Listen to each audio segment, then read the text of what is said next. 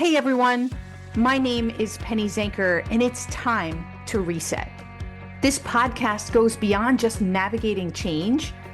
It's about new ways of thinking about how you can approach challenges, how you can shift your mindset when needed, create some space and grace for yourself so that you can rethink, recharge, and reprioritize when and where needed. Are you ready to unlock your full potential?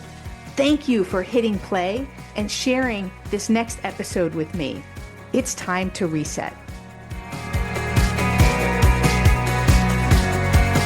Hello and welcome to Take Back Time. My name is Penny Zanker, and I'm always looking for people in different businesses, in different areas to get some different perspectives for you on how you can take back your time.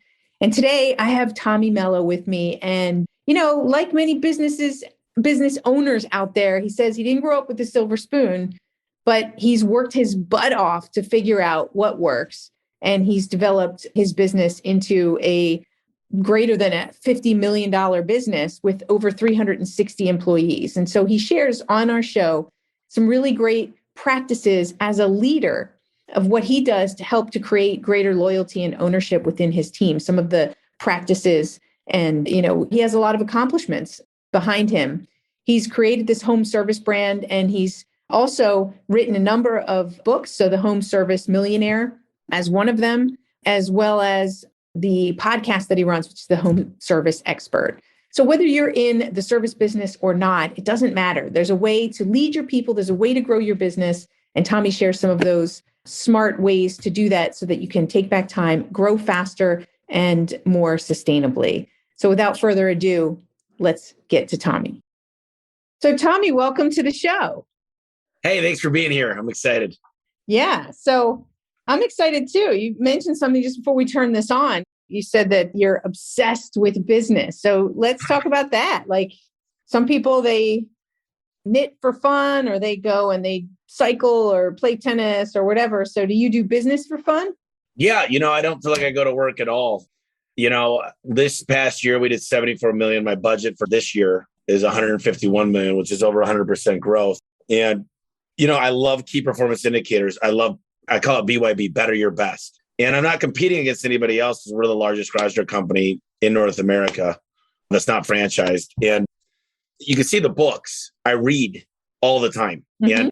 And I'm fascinated with just goal setting and just hitting these goals. But, one of the things we'll talk about later is culture too, and enjoying the journey and bringing people with you as well. So, So just for curiosity, you said you really love KPIs and being able to meet those. Is there a system that you use like, Traction or I like OKRs, Wickman and all that. And OKRs.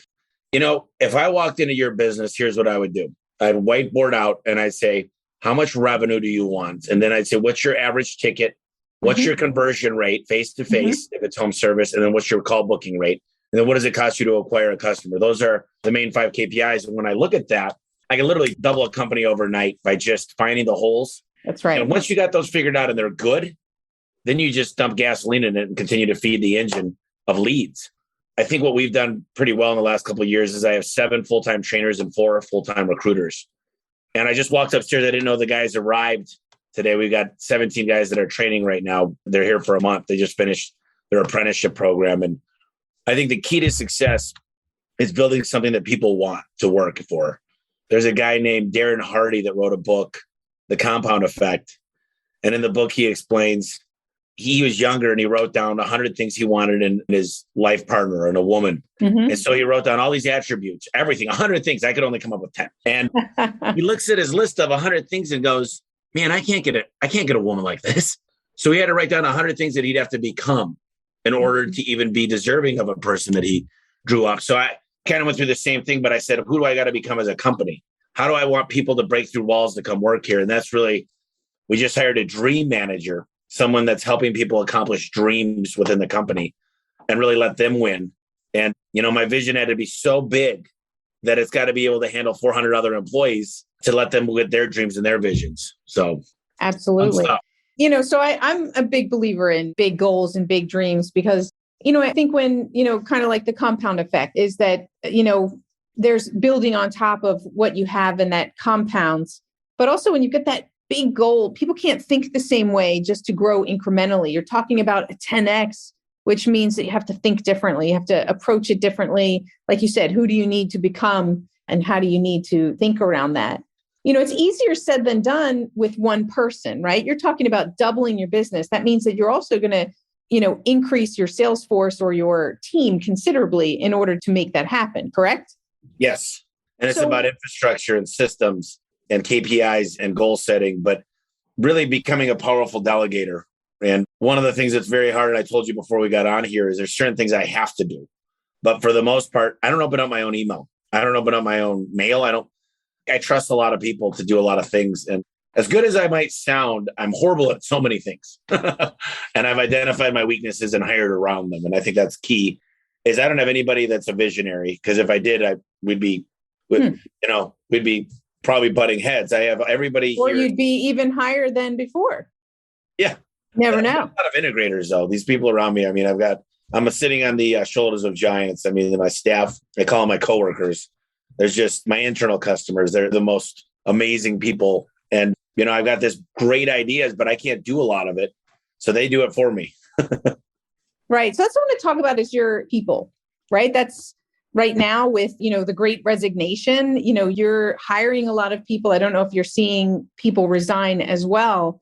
I really want to talk about the idea of how are you instilling ownership in your people? And I want to ask you some questions around that. But how do you get people to stay, how to be motivated, how to want to fulfill that big dream with you? Yeah, that's a great question. I really ask what, the old JFK, what can I do for you basically is I celebrate home ownership, good credit scores. When people quit smoking, we celebrate good weight loss. We celebrate things, we can talk all about conversion rates and our goal setting internally as a company. But now I've been fortunate and God's blessed me very, very abundantly. And now it's more about the journey, and I'm having more fun share stuff with people and letting them win and letting them become good moms, good dads. A lot of people break down sometimes and they tell me I became a better father and now I'm spending more time with my kids and now I'm a better husband or wife. I try to think about, a lot of times we don't talk about money in school. We don't talk about these things. First thing I talk about is money. I say, listen, I give everybody a tithing envelope that you do at church. And I say, yeah, just donate as much money as you got in your pockets. Then I say, I'm just kidding. I pass them on, then I collect them. And I say, if the priest and the preacher could talk about money for 10 minutes of every sermon, I'm going to talk about money. We're going to talk about depreciating things like your RV and your motorcycle. We're also going to talk about compound interest and how appreciation works. And, we subscribe to the Dave Ramsey program for every employee here. And I just think the more we could provide, it's amazing what happens when you take care of your people. And we do okay. I always think I could do a lot better. But overall, there's one thing I can tell you is I do care. I had a line outside of my door of employees when this nasty virus came about. And they walked in one at a time and offered to give all their PTO, take paid deductions. And we didn't end up having to go that route. But it was amazing when you see the loyalty and what these amazing folks around me are willing to do. And so now it's like, I just feel like I got to give back as much as possible and take them along for the journey. And we're having a lot of fun doing it. And like I said, I don't feel like I go into work. I feel like I come here, even on a Monday, I'm excited to get in because if this is work, I get on the phone a lot. I'm in a lot of meetings, so do a lot of podcasts, but it's fun and I enjoy my life. And I think it's all about, that's the thing is letting them win and showing appreciation of the 5 love languages. There's 5 levels of appreciation as well. And I think those are important in the workplace. Oh, what are those 5 levels of appreciation? That's something that you follow within the organization? Yeah. So there's a million things, but I've got the test you can take and it's the 5 languages of appreciation in the workplace. And the same languages of, words of affirmation. And some people like gifts and a lot of people, they like recognition. And We've got employees of the month and we celebrate our big wins. I was telling somebody a few years ago, I used to draw on a happy face and a happy face. And we go over KPIs. And this guy told me, he goes, you remember 8 years ago, he came in my office the other day. He goes, 8 years ago, you said basically, no one's a loser, but this is the losing side. I put my head down and I walked up, put my numbers on the whiteboard. And I remember telling myself, I'll never be on that side of the board again. And we're too big now to have every guy writing their numbers up. But I think it's important to give appreciation in the workplace. And I'm a good cop. I hire like my manager that sits at Adam. I said, if you're going to come on, you got to be the bad cop. You got to do all the firing. You got to do all the performance improvement plans. So I've shied away from having to ever do anything. If you lie, cheat, or steal, I'll fire you like this. That's not right. And that's the moral. But if you're a good person, but just aren't successful, it's hard for me because I care. But part of me says, 400 employees, they're each taken care of, usually around 3 people. So that's 1,600 people. You got to make the best decision for the whole organization to move on. And you're feeding a lot of other people. So some people have to pay the price of not working here. I tell people, if you don't hit your goals, I'll give you the opportunity to work for one of my competitors. That's a good point. You have a lot of people. You can't please everyone, right? You make the best decisions that you can that's going to move the company forward. I really want to hone in around this idea of creating ownership in your team, right? Because there's so many people who say, oh, my people aren't accountable. The new generation, they're not motivated. And I really think that it's, we have to look at ourselves as leaders and say, if our people aren't motivated, they're not developing themselves, part of it is a leadership question as well, right? I mean, maybe at the end you need to part because people don't have the skills or it's not the right fit. But I think that it's too easy to point fingers, right, at other people and say that it's everyone else's fault and everyone else's problem. And I've been there, right? But I learned that you got to take a look in the mirror first. So, I wanted to talk about some of those leadership principles that get people in a place to walk into your office to say, I want to reduce my hours so that more people can stay, or what creates that level of loyalty. So you've got these levels of appreciation, and it sounds like you go out of your way to make people feel special and important. What else do you think helps people when you make a decision that everybody might not agree with? What helps them get behind you and do it anyway? Well, number one is that it's not a dictatorship, it's a democracy. So we come up with reasons, and I love people with opposing views. We do what's called a SWOT analysis on a lot of our decisions. And we look at some of the weaknesses. I like it when people have a valid case and we go through a healthy debate.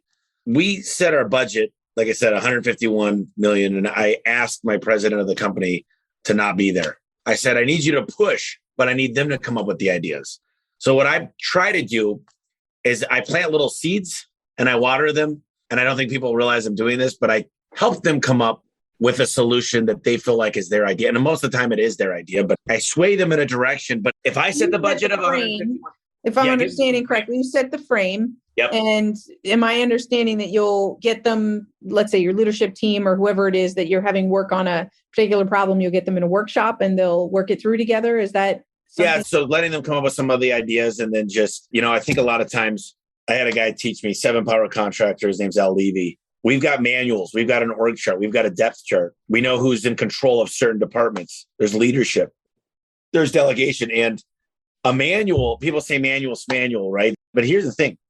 When I was in 7th grade in gym class, my gym teacher would give us this 1-pager, and one of them was basketball. The next week, soccer. The next week. And it showed us how to play the game. It showed us what a free point shot was versus a 3-pointer. Showed us with offsides and how many... it showed us how many minutes in the quarter, whatnot. And so the manual just teaches us how to play. The KPIs are the scoreboard. And I think a lot of times people start and they don't even know how to win or lose the game. And it's really unfortunate because people want to know they're doing good. And people say, well, he didn't do it no one does it like I do it. If I don't do it, it won't get done right. They're not the owners. And, I notice when the fan blades don't go the same speed. I notice when there's one light bulb out. I notice these things. And sometimes I get upset. I said, who uses the last toilet paper? Whatever it might be. Right. Everybody wants people to be the owners. Well, they'll be your competition. So unless you give them the opportunities to succeed, and it's very clear. I love Henry Ford because he came up with an assembly line. He hired specialists at one thing, and they were monitored at that one thing, and they got very, very good at it. They didn't get a jack of all trades, because a jack of all trades is a master of none. And that's what I try to do with an org chart, and get people to dial in on one thing. And that's part of the way we create leadership. And then I'm a big fan of accountability and deadlines and checkups. When we delegate, I got funny because this is sitting here because I pulled this out the other day, but to my steps of delegation here. And there's 8 steps. Here's what needs to get done. Here's why it needs to get done. There needs to be an explanation of why we're doing things. Absolutely. Here's what you have available to get it done, your resources. Here's the priority assigned to it. Here's when it needs to get done by. Here's the meeting schedule checkups, check up on progress. Here's the consequences or the gifting or whatever, if there's a prize involved or whatever, there could be a bonus. And then the eighth thing is an opportunity for feedback after we get done to see if we can get it better. And as great as it all sounds, it's different. In fact, using it all the time, because when you use it correctly, it gets done right. Absolutely. So would you say, you mentioned feedback, do you have structured feedback processes that happen consistently in the organization? So are you familiar with what a net promoter score is? Uh-huh. Yes. So there's an internal NPS, and the promoters are 9s and 10s. We got this thing called SurveyMonkey. You're probably familiar with it. Sure. And we send out internal surveys all the time that are anonymous. And I love feedback. And I got to tell you, I like bad feedback. I like to know what we need to work on. People sometimes hate negativity. I strive to be better because I want to know what we can do better. And the one thing that I'll tell you is, with as many employees as we're at, I can't be there every time. If I spent 5 minutes with every employee, my whole month would be gone. Right. So I had a guy sit in here one time. His name's Julian Skate, and he's the CEO of Nexstar. They have 900 HVAC, plumbing, electrical companies that they consult. And he said, Tommy, I think you'll do amazing things. But he goes, the one thing that I really think you need to really discover is how to build your leadership. He goes, because you're amazing. But how do you build this into each and every person and get them to care like you do, and get them? A lot of times I'll sit in meetings and I'm like, guys, this is boring. Let's have fun. Let's get passionate. Let's tell stories. And I try to get my guys fired up. I'm shaking hands and kissing babies now. So that's kind of what I've become as a cheerleader in this company. Okay. And so how do you do that? How do you get those leaders to develop themselves and be better leaders? Well, we bring in a lot of consultants right now. I got a guy named Jonathan Wistman. He wrote a book called The Sales Boss. I've hired a lot of consultants. We go to leadership training all the time. We take them. I try to get them out to visit different shops that are, the last few shops we went to were over 500 million shops, not in garage doors, in different industries. And right. See how it's done. Well, that's the best thing you could do, is go out there, put yourself out there, ask a lot of good questions. And I try to not say, go to a local shop. No, I say, fly somewhere out of the state, make it an experience, get in out of your comfort zone, ask a lot of questions, meet with the CMO, talk about marketing, talk about how they train. What are their secrets to recruiting versus hiring? The hiring is going on a job board. A lot of people go, I don't get it. Nobody shows up for their app. I put it in. I'm like, well, how much you spend on marketing? They're like 10% or whatever. So they do 100,000 a month. They spend 10 grand on marketing. How much do you spend on hiring and recruiting? Oh, you put an ad on Craigslist and you just expected everybody to come to you for $35? Right. It's the marketing. You got to market for great people. And every time, whether we were having beer and pizza on a weekend or whatever, I try to get those magic moments on video and share it on social media. And I'll tell everybody, take out your phone, and I give everybody $1,500 if they get an employee to come to us. I had a guy make 15 grand last quarter. And, I'm obsessed with recruiting. I wrote down on my whiteboard on the top right corner, I wrote down $1 billion.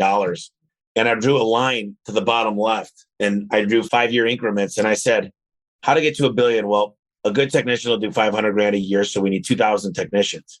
And I broke down a kind of a hockey stick growth curve. And I just did the math. It was pretty simple. And I said, we're going to need a really big training center. We're going to need an LMS, learning management system. We're going to need KPIs that track other things than just booking rates and stuff. We need to track employees' lives and their happiness. And my managers all walked in and I said, hey, guys, we're going to do $1 billion in 5 years. And they looked at me and they didn't know what to say. They said, you're a dreamer. They basically looked at me like I was crazy. And when I showed them and I sat down for an hour, they all walked out of here going, we're going to do $1 billion. And I said, here's the path, but what do we got to do today? What do we need to do next month?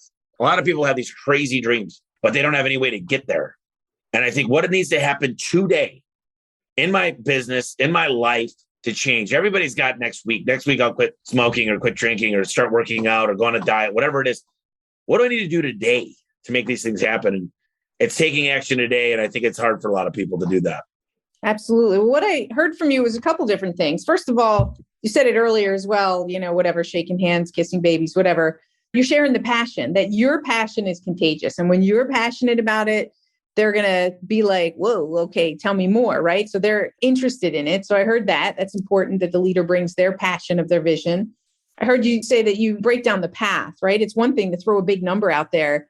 Like you said, people would be like, whoa, that's really big. That sounds really far.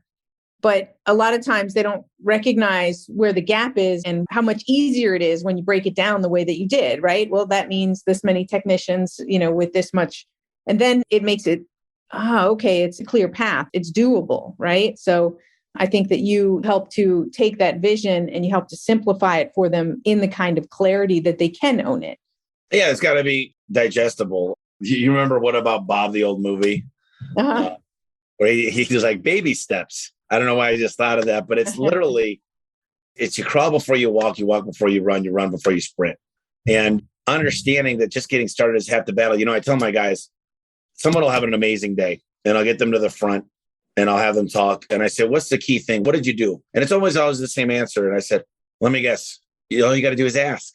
You want to go on a date? Listen, just ask. And if you get no, get comfortable with rejection. There's a great book called Go for No. And I recently bought one of my biggest competitors out, and we went out to lunch about a year ago. And it was just a cheap Hispanic restaurant and burritos and tacos and whatnot. And I said, hey, I think I got one of your coupons, because I knew they had coupons. I didn't have it on me. And she goes, how much was it for? I'm like, I think it was $4 off. She goes, okay. Mm-hmm. And she gave it to me. And the guy looks at me and he goes, do you always do that? I'm like, pretty much. I'm like, I ask. And guess what? A lot of times that's the hardest thing, is just asking. And I'm comfortable with rejection. I got to tell you, I went to every one of my dances in high school and I didn't always get yes. Some girls said no. But what I learned is just, it's their loss is what I look at it. Yeah. My mom taught me that as well from a young age. You don't ask, you don't get. It's no harm in asking. They can say no. And it's the way that we ask too. I was recently at an event. I pay a lot of money to go to this thing. And the guy walks out there and he goes, who here wants to be a volunteer and come out on stage? And I'm new to this group at the time, and I didn't want to be that guy. But he said, let me ask you guys this.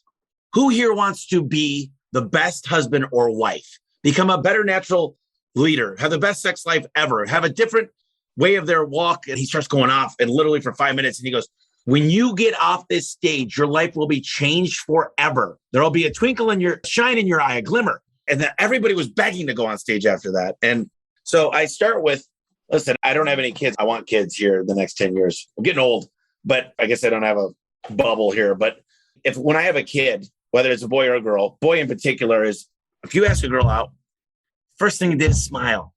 And I tell my guys all the time, it's kind of hard to do, but just stare in the mirror and smile. Even when you talk, you could hear when someone's smiling. Right. And then eye contact and body language. And I talk about these things all the time. And I'm like, listen, one of my guys calls me. This was 2 months ago. And he tells me how much he's letting me down. And this is in Michigan. We're in 19 states. And he goes, dude, I'm dropping the ball. I'm letting you down. I said, dude, stop right now. Are you near a mirror? First thing you need to do is tell yourself you love you. Second thing is smile. Pull your shoulders back and own it. When you walk in, slow down, smile, and enjoy your life. He calls me up after the next job, did $7,000. He never did over $3,000. Next job, he got $7,000. I said, they're buying you. And if you believe in it, you're the doctor. And the doctor asks questions and he smiles and he enjoys it. He sits down on his desk after he checks out your ears and makes you cough and does all that stuff. And then he asks you really good questions. And then he gives you a diagnosis and he might write up a prescription. Do you ever go when he gives you a prescription? Well, how much is that going to cost? You never ask your doctor how much the prescription costs. You say, this is what I need to get better. And I said, that's what we are. We're the doctors when we enter the garage. I just love, you can just tell I love this stuff. Absolutely. Well, that's great. And sounds like by you sharing these stories and these nuggets of wisdom that it helps people to reframe where they are, to see things, see their better self and to reach for it. So. You ever heard of Simon Sinek? Sure. So there's this story and there's this lady. She lives in this tribe and it's at the bottom of this base of this mountain. And there's this other tribe at the top of the mountain and they're bad people. They're a bad tribe. And one day the baby goes missing, her little baby that she just had. And they had a couple trackers in this tribe to try to go track where the baby was up at this bad tribes in the mountains. And they got halfway up and they're literally stumped. They didn't know how to get up there. They were getting ready to turn back around. And all of a sudden in the distance at the top, they see the lady running down this big hill of a mountain. And she's got the baby. And they said, how did you figure out how to get up there? So she goes, it wasn't your baby. Right. The point is, she figured out a bigger why. Right. And if people know the direction and why you're doing this and what you're going for, it changes the whole perception on what we're trying to do. And, we raised 25,000 bottles of water for the homeless in the summer here in Arizona. One of my technicians walked outside of Walmart, and he's 22. He was homeless for a year, lived out of his car before he started working here. And he gives the lady $20. She was handicapped. She was an amputee, missing one leg. And she goes, I don't want your money. She goes, all I need is a bottle of water. And so he goes into Walmart and gets one of those styrofoam coolers and fills it up with Gatorade and water. And then he gave the lady water. He stayed with her for a half an hour. She got rehydrated, and he bought her a bus ticket and helped her get on the bus. And he comes in and he says, Tommy, he goes, we have to do something for these people. They're dehydrated. So we did this, but it was a bigger cause. And all of us got really into this thing. Absolutely. And we did jackets in Michigan for the homeless people. We painted the YMCA. We feed the needy. We do this thing called Shop with a Cop. And I had this little girl, and they don't get anything, right? They don't have Christmas. I'm sitting there tying her a shoe, and I felt so bad because they only had like $100 budget. And the first two things she grabbed were like over $100. So I got her more stuff, but it was like, if there's a bigger reason, a bigger why, a bigger cause to all this, we planted trees. We try to do something every month. We donate to Wounded Warriors. We do a lot of garage doors, but I try to let them come up with ideas so they're passionate. We donated a lot towards breast cancer. We had one of the guys' moms that beat breast cancer. And we did a marathon for that. But it's really understanding your why is so important. And my why's, it's easier to say now because I don't have as many bills as I once had. And I've been very fortunate, like I said. So now it's like, it's more legacy. It's like, what can you give? How many lives can you change? And I think that more people are starting to see that. And it changes the dynamic. It changes the culture. There's a different reason for showing up. Yeah, I think that's true. I think people really do rally around a bigger cause, and where they see that you're sincerely, interested as an individual and as a company to make a difference. I believe people definitely rally around that. And I think that's the difference with the younger generation is they want companies that are more purpose-driven. And I think that's forcing a good change. Everybody says millennials, and I'm right on the borderline of a millennial. And, we want to be valued. We want to grow. We want to be listened to. We want to be involved into the decisions. I want to see a ladder that I could potentially move up in the company. The benefits are almost a given now. And in this day and age, the flaws come out all the time because there's so many choices. And people say, man, I can't find anybody. I said, well, look at your ad. It says must, only have to. I'm like, most of my stuff says everything about who we are, a family and everything. By the way, we do garage doors at the end of it. But it's not must be background, drug, blah, blah, blah. Of course, that stuff comes eventually. We do drug tests and background checks. But, it looks like you're trying to get parole or something when these things you put on Craigslist and Indeed. That's another thing, too, is if you look at my Indeed or my Glassdoor, I actively went out and told my employees, would you do me a favor and let me know how I'm doing? Personally, I want to know. And they went on and we got 4.7. I mean, you always get the unhappy guy that gets fired or girl that gets fired that goes on and blasts you. But, I asked them to do that for me and they did. There's 150 or something. But a lot of people look at your company and they say, well, I got a good Yelp. I got a good Google. I'm like, employees go to Indeed and they go to Glassdoor to look at this stuff. And we don't really think about that stuff, but try to put yourself in the place of somebody that's looking for a job and what would you be attracted to, Absolutely. Well, thank you so much for, it's been a great conversation. We've touched upon a lot of different things. So I know that for different people listening, right, they're each taking away something very different. So how do people get a hold of you and what and where should they go? Yeah, I'm on Facebook and LinkedIn quite a bit. Tommy Mello with no W, so Mello. I wrote a book called The Home Service Millionaire. It's how I went from $50,000 in debt. And I think at the time it was a $35 million company. Got a podcast called The Home Service Expert. I've had Michael Gerber on the podcast. I've had Gino Wickman. I've had some cool people on there that really offered a lot of insights on a lot of things. But yeah, or you can just hit me up at tmello@a1garage.com. That's my email. Fantastic. All right. Well, thank you so much for being here. Thank you, Penny. It was a blast. I always have fun doing this kind of stuff. Awesome. And thank you all for listening, because without you, there would be no show. So thank you guys for listening. Make sure that you listen and write down a couple of takeaways from today's show and what you're going to put into action. I think we also heard from Tommy that it's, what are you going to do today? What are you going to do today that's going to make you better today than you were yesterday, that's going to help you to get to whatever that goal is? So make that commitment, make it now, and then go do it. My name is Penny Zanker, and this is Take Back Time. I'll see you in the next episode. Hey, thank you for spending this time with me. It really means a lot. If you're feeling a little off, distracted, overwhelmed, stuck, or just out of sync, remember that's your signal to reset. And that's all it takes, just recognizing one reset moment at a time. So stay tuned for more tips, tools, tricks, stories, strategies, all here on Time to Reset. We'll see you in the next episode.